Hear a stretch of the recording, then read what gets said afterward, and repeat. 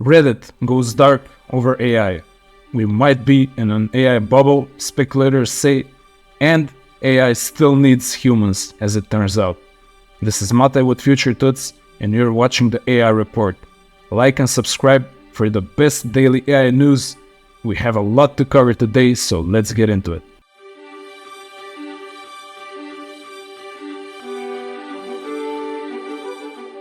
Investor Basant Maheswari believes that we might be in an AI bubble.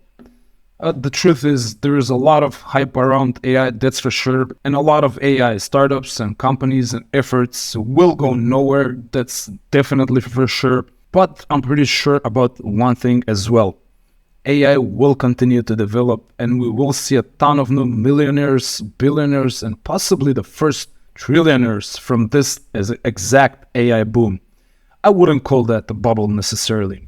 And according to Google officials, on the other hand, not only are we not in a bubble, but the hype is well-deserved and AI potential may even be underrated.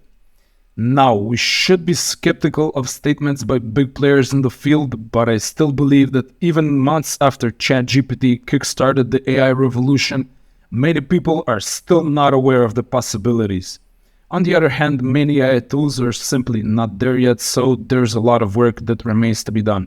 Microsoft is moving its AI talent away from China to Canada, closer to home. The reason for this is Microsoft fears their top AI talent may be poached by Chinese startups or the government, or possibly even harassed by government officials. The AI arms race is real, people. China is actually in shortage of AI experts, so Microsoft are probably making the right move here. OpenAI, Google, DeepMind, and Anthropic have committed to provide access to their technologies to the British government so that the safety of their systems can be evaluated. I'm not sure how I feel about this. The big companies having exclusive access to AI power doesn't sound like a good idea. But adding governments into the mix also doesn't seem right. It's just the old story of centralization of power into a technocratic/bureaucratic monopoly. On the other hand, open sourcing these models and systems is also probably not a good idea, as the potential threats of independent malicious actors to abuse the technology might be even greater actually. Not sure what the right move here is, honestly.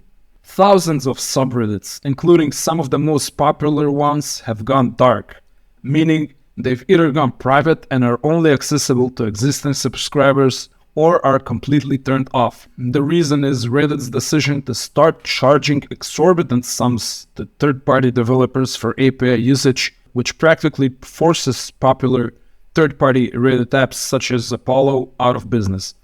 Since many of these apps are hugely popular, moderators of some of the most popular subreddits have decided to lock out their subreddits in an act of solidarity with the third-party apps. The most likely reason for Reddit's decision is access to the most precious resource in the age of AI, data. Redditors freely give their user-generated data to the platform, and AI companies have had free access to that data through Reddit's APIs. Now Reddit management apparently wants a piece of the pie, and the victims seem to be the regular users and third-party developers, aka the small guys, as usual.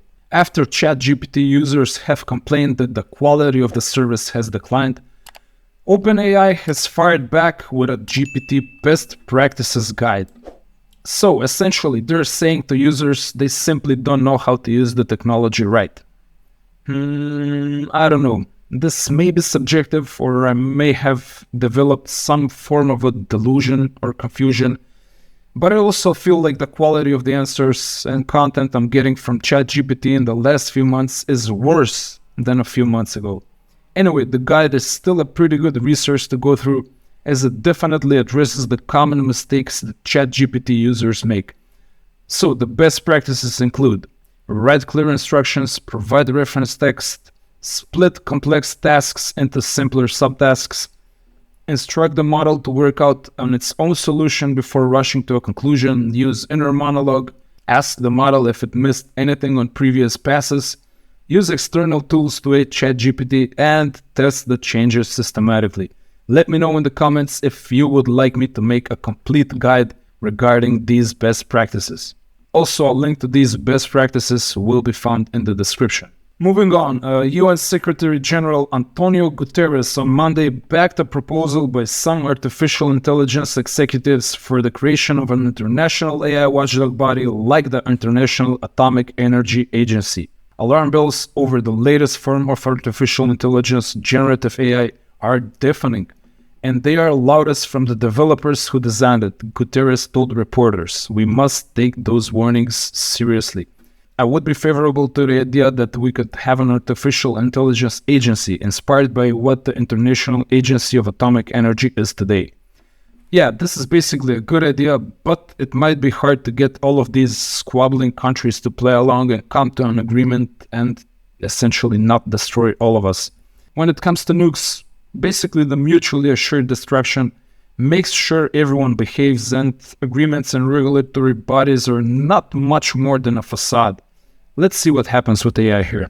A group of researchers from the UK and Canada have published a paper demonstrating what happens if AI models start to get trained on AI-generated data, and the results are not good.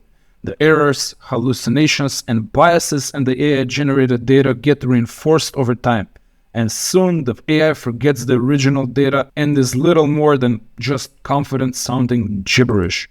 We might even say that AI still needs humans for the initial step, the creation of data. So you're still safe, for now. Harvard D3 Institute recently highlighted how AI can help recycling. The key strategies they outline include extending the life of products, using fewer materials in production, and using more recycled materials. These strategies promise significant financial returns, but unlocking their full potential will need serious investment. So we will also use AI to save the planet. Cool. A study finds that AI researchers face higher risk of loneliness, insomnia, and drinking. In the study, workers were assigned to keep working with AI-related technologies or take a 3-week break from using them, while they and their families reported the impacts. The more frequently employees interacted with AI, the more likely they were to respond in both adaptive and maladaptive ways. So researchers found that working with AI triggered a stronger need to socially connect with other human coworkers. That's a quote. Workers who use AI were also more likely to go out of their way to help others and other workers, likely because they were lonely and needed social contact, the researchers hypothesized.